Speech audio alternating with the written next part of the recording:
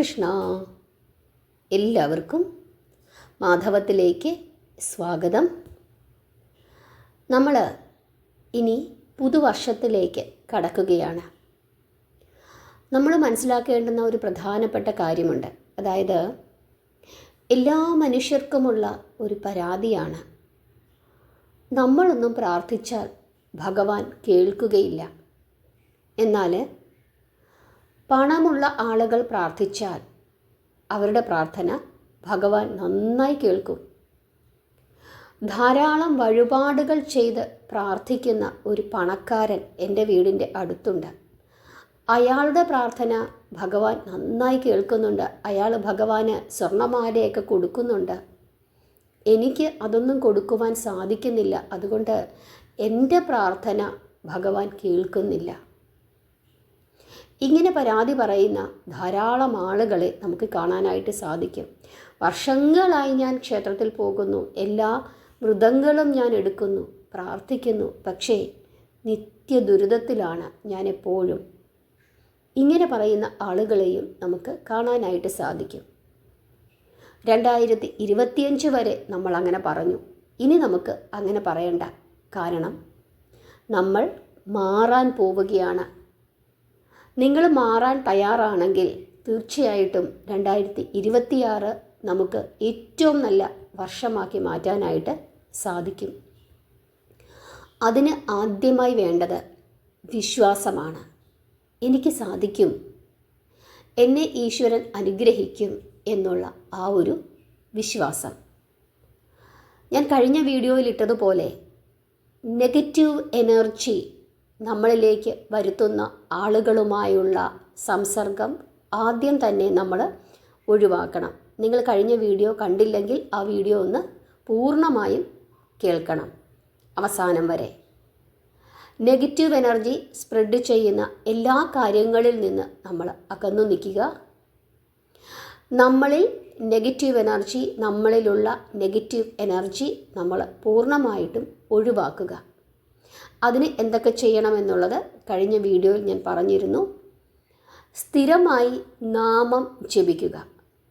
നാമം ജപിക്കാനായി തുടങ്ങുമ്പോൾ പലതരത്തിലുള്ള ബുദ്ധിമുട്ടുകൾ നമുക്കുണ്ടാകും. ആ ബുദ്ധിമുട്ടുകളെ എല്ലാം തരണം ചെയ്ത് നമ്മൾ വീണ്ടും വീണ്ടും നാമം ജപിച്ചുകൊണ്ടിരിക്കുക. അങ്ങനെ സഹികെട്ട് നെഗറ്റീവ് എനർജികൾ നമ്മളിൽ നിന്ന് പോകും. അങ്ങനെ പോയി കഴിഞ്ഞാൽ നമ്മുടെ പ്രാർത്ഥന പെട്ടെന്ന് തന്നെ ഭഗവാൻ കേൾക്കും. പിന്നെ ഒരു കാര്യം ശ്രദ്ധിക്കാനുള്ളത്, ഞാൻ നാമം ജപിക്കുന്നുണ്ട്, അല്ലെങ്കിൽ ഞാൻ ഇന്ന മന്ത്രം ജപിക്കുന്നുണ്ട്, ഇന്ന സമയത്ത് ഞാൻ മാനിഫെസ്റ്റേഷൻ ചെയ്യുന്നുണ്ട്, ഇങ്ങനെയുള്ള കാര്യങ്ങളൊന്നും ആരോടും പറയാതിരിക്കുക.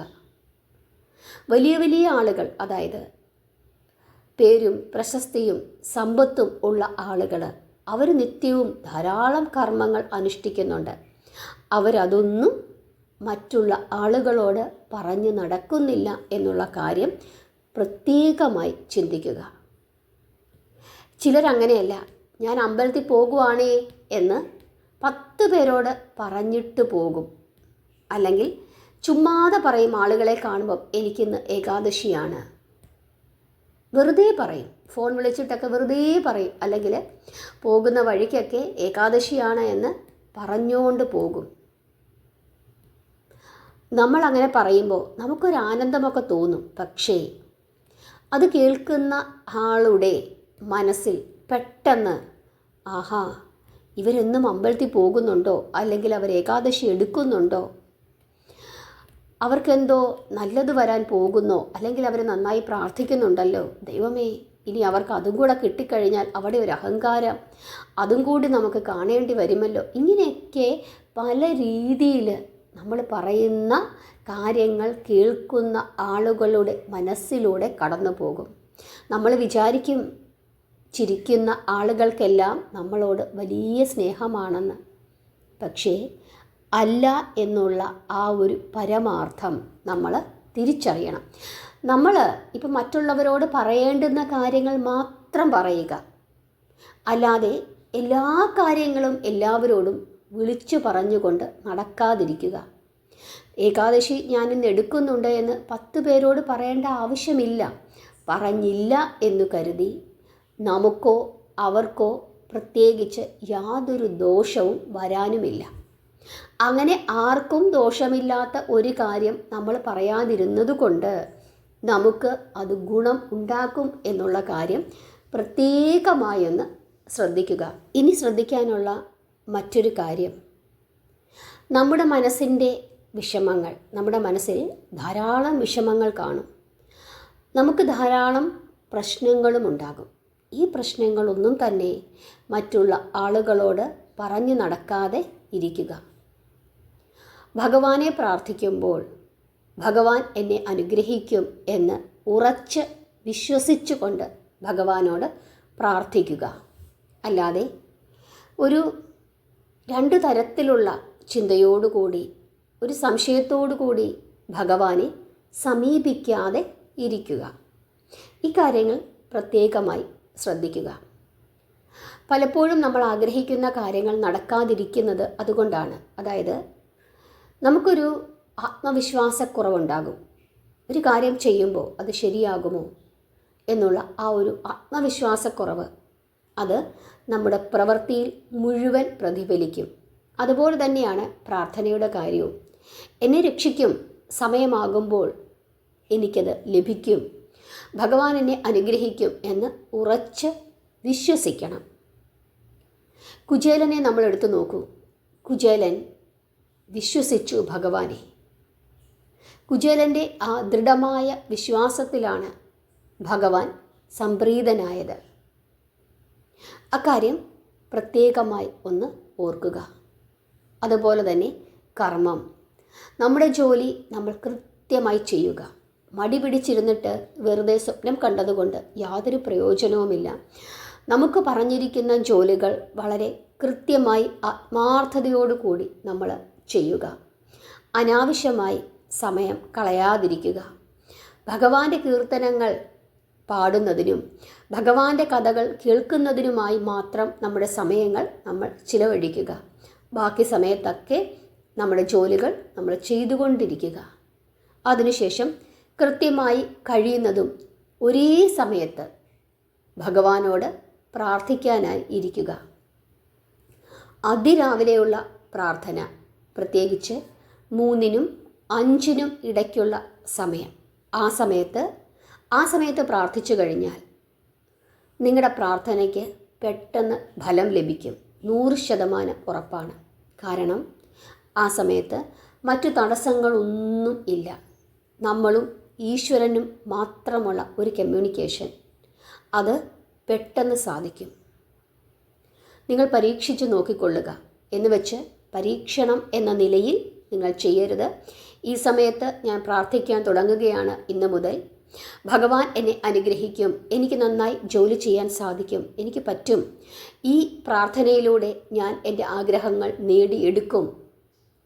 അങ്ങനെ മനസ്സിൽ ഉറപ്പിച്ച് വിശ്വസിച്ചിട്ട് മനസ്സിനെ അങ്ങനെ പറഞ്ഞ് ബലപ്പെടുത്തിയിട്ട് നിങ്ങൾ പ്രാർത്ഥിക്കാനായിട്ട് ഇരിക്കുക. അല്ലാതെ മാധവത്തിലൂടെ പറഞ്ഞു 3 മണിക്കും 5 മണിക്കും ഇടയ്ക്ക് പ്രാർത്ഥിച്ചു കഴിഞ്ഞാൽ പെട്ടെന്ന് ഫലം ലഭിക്കും, അതുകൊണ്ടൊന്ന് പ്രാർത്ഥിച്ചു നോക്കാം 1 മാസം, അങ്ങനെയുള്ള ചിന്തയോടുകൂടി നിങ്ങൾ ചെയ്യരുത്. നിങ്ങൾ ഭഗവാനെ വിശ്വസിക്കുക, ഈ പ്രപഞ്ചത്തെ വിശ്വസിക്കുക. പ്രപഞ്ചം, സർവശക്തനായ ഭഗവാൻ തീർച്ചയായിട്ടും നിങ്ങളുടെ പ്രാർത്ഥനയ്ക്ക് ഫലം നൽകും. ഉറച്ചു വിശ്വസിക്കുക എന്നുള്ളതാണ് നമ്മൾ ശ്രദ്ധിക്കാനുള്ളത്. നമ്മളിങ്ങനെ ചെയ്യുന്നുണ്ട് എന്നുള്ള കാര്യം നിങ്ങൾ തൽക്കാലം ആരോടും പറയാതിരിക്കുക. ഇത് നിങ്ങളും ഈശ്വരനും മാത്രമുള്ള കാര്യമാണ്. അത് മറ്റുള്ള നെഗറ്റീവ് എനർജികൾ സ്പ്രെഡ് ചെയ്യുന്ന മനുഷ്യരോട് പറയാതെ ഇരിക്കുക. അതാണ് പ്രത്യേകമായി നിങ്ങൾ ശ്രദ്ധിക്കാനുള്ളത്. അതുപോലെ 11 എന്ന സംഖ്യ, ആ സംഖ്യയ്ക്ക് ന്യൂമറോളജി പ്രകാരവും അതുപോലെ തന്നെ നമ്മുടെ പുരാണങ്ങൾ പ്രകാരവും വളരെ ശക്തിയുള്ള ഒരു നമ്പറാണ് 11. ഉദാഹരണം ഏകാദശി 11ാമത്തെ ദിവസമാണ് വരുന്നത്. അതുപോലെ തന്നെ ഏകാദശ രുദ്രന്മാർ. ആരാണ് ഏകാദശ രുദ്രന്മാർ? എത്ര പേർക്കറിയാം ഏകാദശ രുദ്രന്മാർ ആരാണ് എന്ന്. രുദ്രൻ എന്നതാരാണ്? നിങ്ങൾ പലരുടെയും മനസ്സിലേക്ക് ഈ സമയത്ത് ശിവരൂപം കടന്നു വന്നിട്ടുണ്ടാകും. ശിവനാണ് രുദ്രൻ എന്ന് നിങ്ങൾക്കിപ്പോൾ തോന്നിയിട്ടുണ്ടാകാം.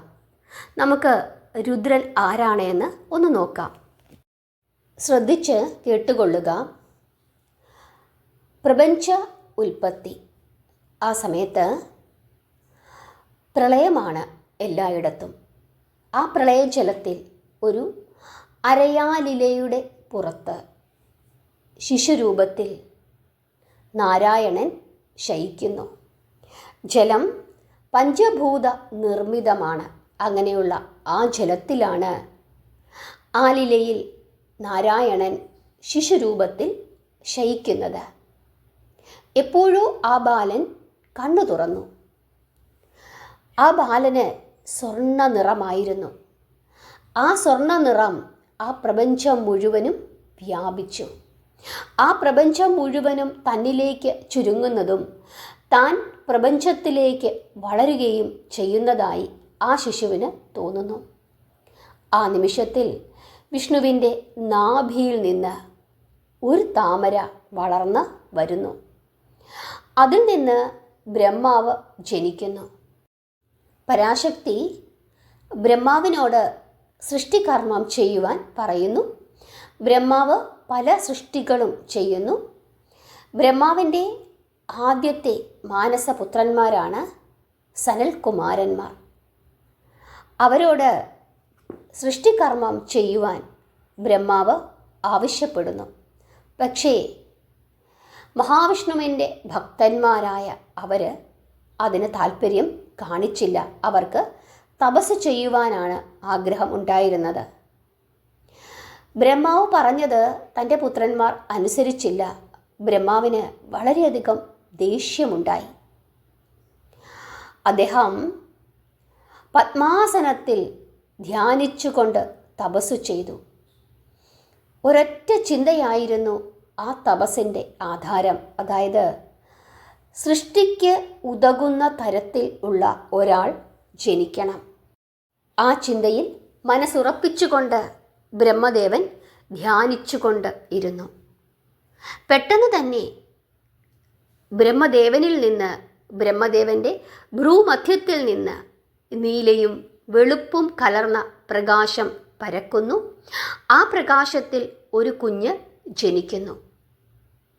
അനന്തകോടി സൂര്യന്മാരുടെ പ്രഭയെ വെല്ലുന്ന തരത്തിലുള്ള ഒരു കുഞ്ഞ്. പെട്ടെന്ന് ആ കുഞ്ഞ് കരയുവാൻ തുടങ്ങി. ബ്രഹ്മാവ് മാരുത മാരുത എന്ന് പറഞ്ഞുകൊണ്ട് ആ കുഞ്ഞിനെ ആശ്വസിപ്പിക്കുന്നു. കുഞ്ഞ് കരച്ചിൽ നിർത്തുന്നു. എന്നിട്ട് ഭഗവാനെ, എന്താണ് എൻ്റെ പേര് എന്ന് ബ്രഹ്മദേവനോട് ചോദിക്കുന്നു. ബ്രഹ്മദേവൻ മറുപടി പറയുകയാണ്, ദേവാ, നീ സർവശക്തിയോടും കൂടി എന്നെപ്പോലെ തന്നെ സ്വയംഭൂവായി ജനിച്ചിരിക്കുന്നു. നിന്റെ പേര് രുദ്രൻ എന്നായിരിക്കും. എല്ലാം മംഗളമാക്കുന്ന നീ ശിവനുമായിരിക്കും എന്ന് ബ്രഹ്മദേവൻ അരുളി ചെയ്യുന്നു. ഈ വാക്കുകൾ കേട്ട് ആ ശിശു 7 പ്രാവശ്യം കൂടി കരയുന്നു. ബ്രഹ്മാവ് ആ ശിശുവിനെ വീണ്ടും ആശ്വസിപ്പിച്ചുകൊണ്ട് പറയുന്നു, കുഞ്ഞേ, നീ പിന്നെയും കരഞ്ഞു അല്ലേ? 7 പ്രാവശ്യം കരഞ്ഞതിനാൽ നിനക്കു ഞാൻ 7 പേരുകൾ കൂടി തരുന്നു. ഭവൻ, ശർവൻ, ഈശാനൻ, പശുപതി, ഭീമൻ, ഉഗ്രൻ, മഹാദേവൻ എന്നീ പേരുകളിൽ നീ പ്രശസ്തനായിത്തീരും. അതുപോലെ 10 ഇന്ദ്രിയങ്ങൾക്കും മനസ്സിനും കൂടി ഏകാദശ രുദ്രന്മാർ എന്ന് പേരുണ്ട്. അതായത് 10 ഇന്ദ്രിയങ്ങൾക്കും നമ്മുടെ മനസ്സിനും കൂടി എന്താണ് പേര് പറയുന്നത്? ഏകാദശ രുദ്രന്മാർ എന്നാണ് പേര് പറയുന്നത്. 10 ഇന്ദ്രിയങ്ങൾക്കും മനസ്സിനും കൂടി ഏകാദശ രുദ്രന്മാർ എന്ന് പറയുന്നു. അവിടെയും 11 എന്ന സംഖ്യയാണ് സൂചിപ്പിക്കുന്നത്. അതുകൊണ്ട് തന്നെ പുരാണങ്ങളിൽ 11 എന്ന സംഖ്യയ്ക്ക് വളരെ വളരെ പ്രാധാന്യമുണ്ട്.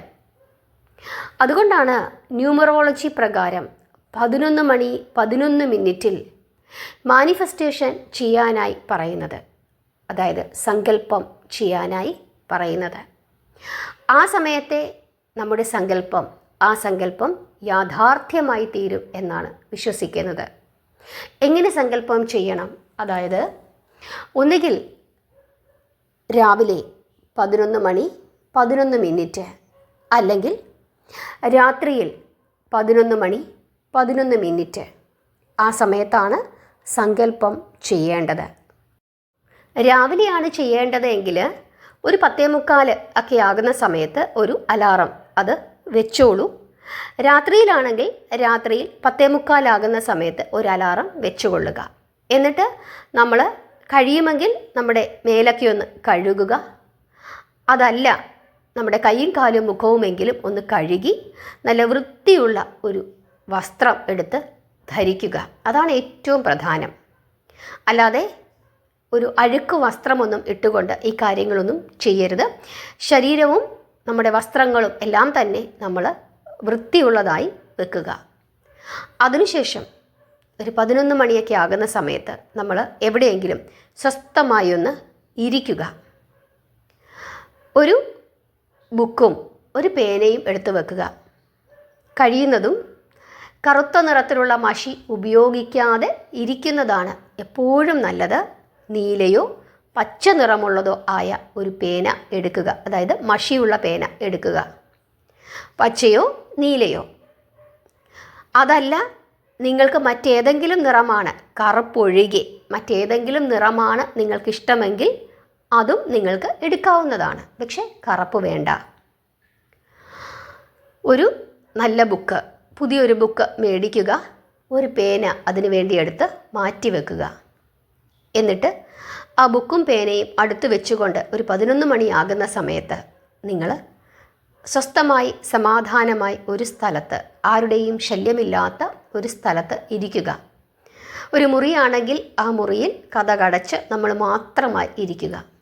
11 മണി 11 മിനിറ്റ് ആകുന്ന സമയത്താണ് നമ്മൾ മാനിഫെസ്റ്റേഷൻ ചെയ്യേണ്ടത്.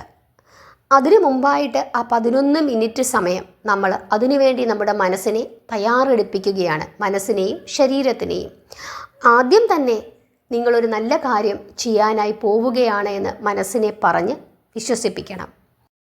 ഈ കർമ്മത്തിലൂടെ ഞാൻ ഉദ്ദേശിക്കുന്ന കാര്യം എനിക്ക് നേടാൻ സാധിക്കും, ഭഗവാൻ എന്നെ അനുഗ്രഹിക്കും, ഈ പ്രപഞ്ചം എന്നെ അനുഗ്രഹിക്കും എന്ന് നിങ്ങൾ മനസ്സിനെ പറഞ്ഞ് ഉറച്ച് വിശ്വസിപ്പിക്കുക.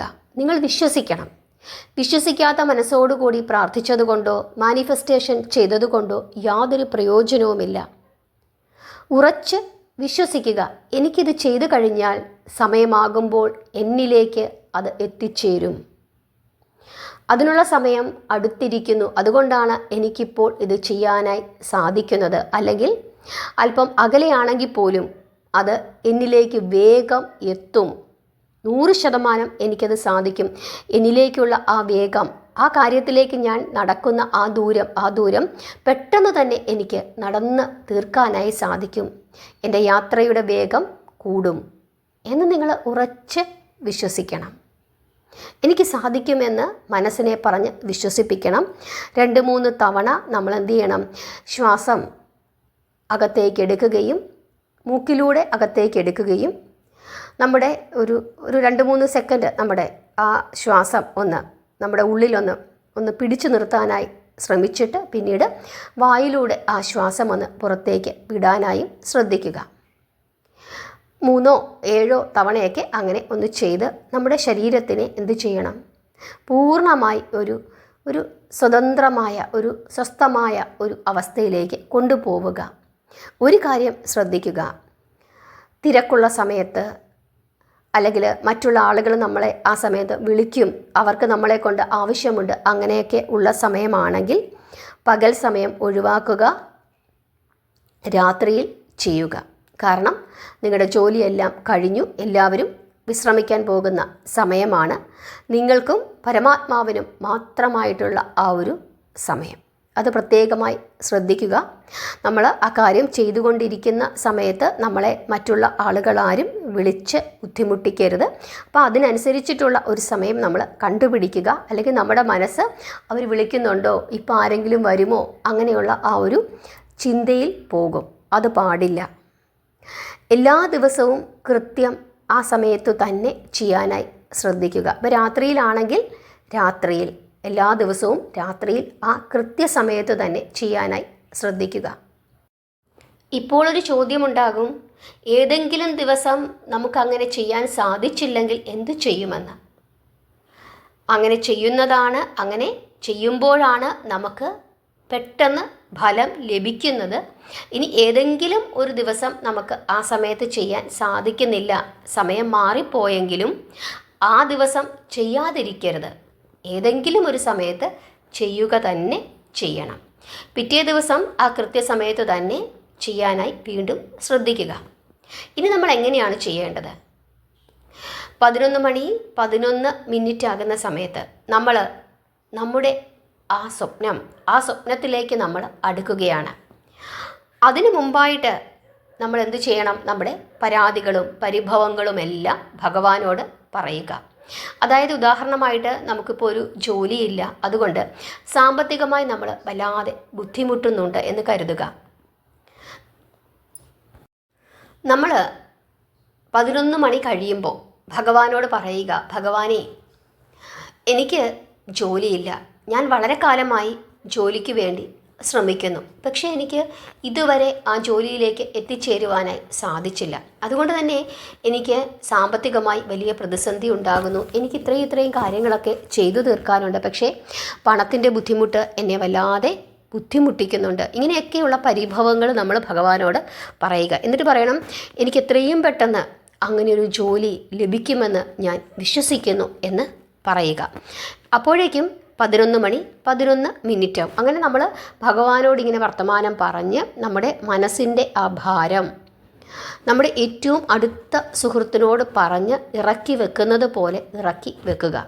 എന്നിട്ട് 11 മണി 11 മിനിറ്റ് ആകുന്ന സമയത്ത് നമ്മുടെ മുമ്പിലിരിക്കുന്ന ആ ബുക്കും പേനയും എടുക്കുക. എന്നിട്ട് ആ പേന എടുത്തിട്ട് നമ്മൾ എഴുതണം, ഞാൻ ആഗ്രഹിച്ച ജോലി എനിക്ക് ലഭിച്ചിരിക്കുന്നു. ജോലി ലഭിച്ചതിന് ശേഷം നിങ്ങൾ എന്തൊക്കെ കാര്യങ്ങൾ ചെയ്യാൻ ആഗ്രഹിച്ചുവോ ആ കാര്യങ്ങളെല്ലാം നിങ്ങൾ എഴുതുക. ഞാൻ വീട് വെച്ചു, എനിക്ക് വീട് വെക്കാൻ സാധിച്ചു, എനിക്ക് ജോലി ലഭിച്ചതുകൊണ്ട് എനിക്ക് വീട് വെക്കാൻ സാധിച്ചു, എനിക്കൊരു കാറ് മേടിക്കാൻ സാധിച്ചു, എൻ്റെ അമ്മയെ എനിക്ക് അല്ലെങ്കിൽ അമ്മയും അച്ഛനെയും ഒക്കെ എനിക്ക് നന്നായി നോക്കാനായി സാധിച്ചു, എൻ്റെ സഹോദരിയുടെ വിവാഹം അതുകൊണ്ട് ഞാൻ ഭംഗിയായി നടത്തി. ഇങ്ങനെയുള്ള നമ്മുടെ ഏറ്റവും പ്രധാനപ്പെട്ട ആഗ്രഹങ്ങൾ നമ്മൾ എഴുതുക. 11 മണി 11 മിനിറ്റ് ആ സമയത്ത് എഴുതി തുടങ്ങുന്ന സമയത്ത് ആ ഒരു സാഹചര്യത്തിലൂടെ നമ്മൾ കടന്നു പോകുന്നതായി നമ്മുടെ മനസ്സിനെ പറഞ്ഞ് വിശ്വസിപ്പിക്കണം. അതായത് നിങ്ങളിങ്ങനെ എഴുതുമ്പോൾ എനിക്കൊരു ജോലി ലഭിച്ചു എന്നിങ്ങനെ വെറുതെ എഴുതിയാൽ പോരാ, ഞാൻ ആ സ്ഥാപനത്തിൽ നമ്മൾ ആഗ്രഹിക്കുന്ന ജോലി ചെയ്യുന്നതായി മനസ്സിലേക്ക് ഇങ്ങനെ വരണം.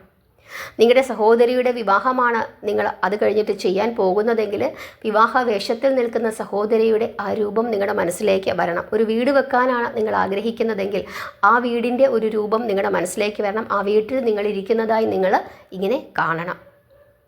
അങ്ങനെ കടം കൊടുത്തു തീർക്കാനുള്ള ശ്രമമാണെങ്കിൽ കടമെല്ലാം കൊടുത്തു തീർത്ത് സമാധാനത്തോടു കൂടി ഇരിക്കുന്ന ആ ഒരു ചിന്ത നിങ്ങളുടെ മനസ്സിലേക്ക് വരണം. അങ്ങനെ ആ കാര്യം നമ്മൾ എന്ത് ചെയ്യണം? 11 തവണ എഴുതണം. 11 തവണ എഴുതുമ്പോഴും നമ്മുടെ മനസ്സിലേക്ക് ആ 11 തവണയും ആ കാര്യങ്ങൾ വരണം. അതിനുശേഷം നമ്മൾ എന്ത് ചെയ്യണം? ബുക്കും പേനയും താഴെ വെക്കുക, അത് തുറന്നു തന്നെ വെക്കുക. നമ്മൾ എഴുതിയ കാര്യങ്ങളെല്ലാം നമ്മളിങ്ങനെ ഒന്ന് നോക്കുക. എന്നിട്ട് ഇപ്പോൾ നമ്മൾ വളരെ സംതൃപ്തിയോടുകൂടി ഇരിക്കുന്നു, നമ്മുടെ ഭാരങ്ങളെല്ലാം നമ്മൾ ഇറക്കി, നമുക്കിപ്പം ജോലി ലഭിച്ചിരിക്കുന്നു, നമ്മുടെ ആഗ്രഹങ്ങളെല്ലാം നമ്മൾ സാധിച്ചിരിക്കുന്നു എന്ന് നമ്മൾ നമ്മുടെ മനസ്സിനെ പറഞ്ഞ് വിശ്വസിപ്പിക്കണം. എന്നിട്ട് വീണ്ടും നമ്മൾ മനസ്സിനോട് പറയണം, എനിക്കിതിനൊക്കെ സാധിക്കും, എൻ്റെ ഭഗവാൻ എനിക്കിതൊക്കെ നൽകും, എനിക്കതിനുള്ള കഴിവുണ്ട്, ഞാൻ ചെയ്യും. ഇങ്ങനെ നമ്മുടെ മനസ്സിനെ പറഞ്ഞ് നമ്മൾ എന്ത് ചെയ്യണം? നല്ല ഒരു ബലം കൊടുക്കണം. എന്നിട്ട് നമ്മുടെ സകല പ്രാർത്ഥനകളും നമ്മൾ ഭഗവാന്റെ തൃപ്പാദത്തിലേക്ക് സമർപ്പിക്കണം. അതായത്, ഭഗവാനെ, ഞാൻ എൻ്റെ കർമ്മം ചെയ്യുന്നു, ഞാൻ നന്നായി പരിശ്രമിക്കുന്നു, ഭഗവാൻ അതിൻ്റെ ഫലം എനിക്ക് നൽകുമെന്ന് ഞാൻ ഉറച്ചു വിശ്വസിക്കുന്നു എന്ന് പറഞ്ഞ് നമ്മളൊന്ന് ഭഗവാൻ നമ്മുടെ മുമ്പിൽ നിൽക്കുന്നു എന്ന് കരുതിയിട്ട് ഒന്ന് വേണമെങ്കിൽ ഒന്ന് നമസ്കരിച്ചോളൂ. എന്നിട്ട് മനസ്സ് ശാന്തമാക്കി നമുക്ക് അവിടെ നിന്നും എഴുന്നേൽക്കാം. പിന്നീട് നമ്മൾ ചെയ്യുന്ന ജോലിക്ക് കൂടുതൽ ഫലം കിട്ടുന്നതായി നമുക്ക് കാണാനായിട്ട് സാധിക്കും. പിന്നീട് നമ്മൾ പഠിക്കാനായി പുസ്തകം തുറന്നു വെക്കുമ്പോൾ അതിനു മുമ്പ് പഠിച്ചതിനേക്കാൾ നന്നായി നമുക്ക് പഠിക്കാനായി സാധിക്കുന്നതായി നമുക്ക് തോന്നും. നമ്മൾ പഠിക്കും. നമ്മുടെ ഓരോ പരിശ്രമങ്ങളും ഫലത്തിലേക്ക് എത്തുന്നതായി നമുക്ക് മനസ്സിലാക്കാനായിട്ട് സാധിക്കും. ആ ഒരു ലക്ഷ്യത്തിലേക്ക് നമ്മൾ പെട്ടെന്ന് നടന്നടുക്കുന്നതായി നമുക്ക് മനസ്സിലാക്കാനായിട്ട് സാധിക്കും. ഇങ്ങനെ 11 ദിവസം നിങ്ങൾ അടുപ്പിച്ച് ചെയ്യണം. ചില ആളുകൾക്ക് അവരുടെ മനസ്സിൻ്റെ ബലം കൊണ്ട് പെട്ടെന്ന് തന്നെ നമുക്ക് നമ്മുടെ ആഗ്രഹത്തിലേക്ക് നടന്നെത്താനായി സാധിക്കും.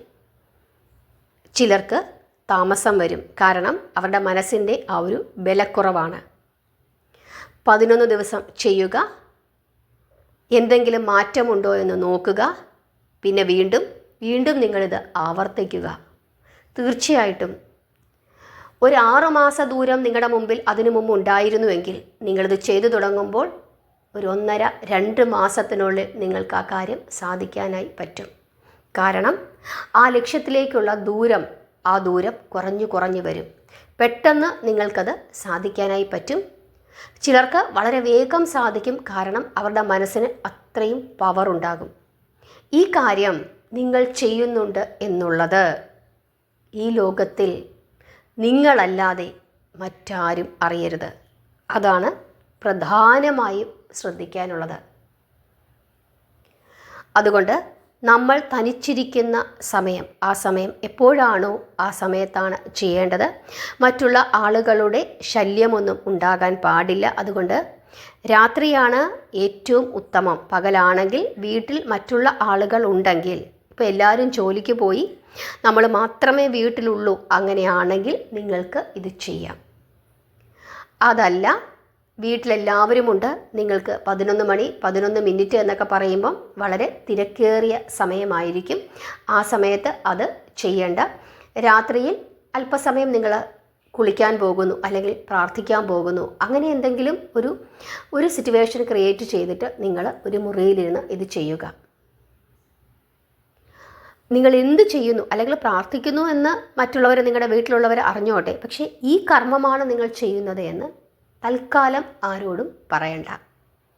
പറഞ്ഞു കഴിഞ്ഞാൽ ഉണ്ടാകുന്ന ഒരു പ്രശ്നം, ഇതൊക്കെ പൊട്ടത്തരമാണ്, ഇതുകൊണ്ടൊന്നും യാതൊരു പ്രയോജനവുമില്ല. ഇങ്ങനെയുള്ള നെഗറ്റീവായിട്ടുള്ള വർത്തമാനങ്ങൾ നിങ്ങൾക്ക് കേൾക്കേണ്ടതായിട്ട് വരും. അത് നിങ്ങളുടെ മനസ്സിൻ്റെ ആത്മവിശ്വാസത്തെ നശിപ്പിക്കും. ഒരു അരമണിക്കൂർ സമയം ഇങ്ങനെയുള്ള പ്രാർത്ഥനയ്ക്കായി മാറ്റി വെക്കുന്നത് കൊണ്ട് നിങ്ങൾക്ക് പ്രത്യേകിച്ച് യാതൊന്നും നഷ്ടപ്പെടാനില്ല. നിങ്ങളുടെ പണം നഷ്ടപ്പെടുന്നില്ല. ആകെ അരമണിക്കൂർ സമയം, അത് നിങ്ങളും ഈശ്വരനുമായി തമ്മിലുള്ള ഒരു കോൺവെർസേഷൻ. ആ ഒരു സമയം നിങ്ങൾക്ക് നഷ്ടപ്പെട്ടോട്ടെ, അത് ഒരുപക്ഷെ നിങ്ങൾക്ക് വലിയ ഫലം കൊണ്ടുവന്ന് നൽകുകയും ചെയ്യും. കാരണം നിങ്ങൾ പണം മുടക്കിയിട്ടുള്ള കർമ്മങ്ങളൊന്നുമല്ല ഇവിടെ ചെയ്യുന്നത്. അതുകൊണ്ട് പൂർണ്ണ വിശ്വാസത്തോടു കൂടി ഈ കാര്യം ആരോടും പറയാതെ രഹസ്യമായി നിങ്ങൾ ചെയ്യുക. പക്ഷേ വിശ്വാസം അത് പൂർണ്ണമായും ഉണ്ടാകണം. ഭഗവത്ഗീതയിൽ ഭഗവാൻ എപ്പോഴും പറയുന്ന ഒരു കാര്യമുണ്ട്, നീ നിൻ്റെ ജോലി ചെയ്യുക, കർമ്മഫലം ഞാൻ നൽകും, നീ എന്നിൽ വിശ്വസിക്കുക. അത് ഭഗവാൻ എപ്പോഴും പറയുന്നുണ്ട്.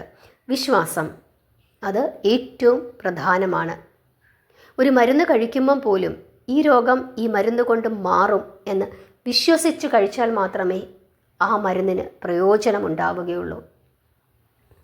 അതുപോലെ തന്നെയാണ് ഈ പ്രാർത്ഥനകൾക്കും. അതുകൊണ്ട് വിശ്വസിച്ചുകൊണ്ട് നിങ്ങൾ ഈ സമയത്ത് ഒന്ന് പ്രാർത്ഥിച്ചു നോക്കൂ. തീർച്ചയായിട്ടും ആ പ്രാർത്ഥനയ്ക്ക് ഫലമുണ്ടാകും.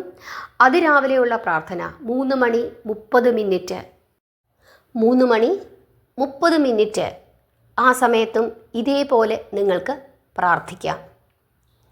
ആ പ്രാർത്ഥനയ്ക്കും വളരെ വളരെ ഫലസിദ്ധിയാണ്.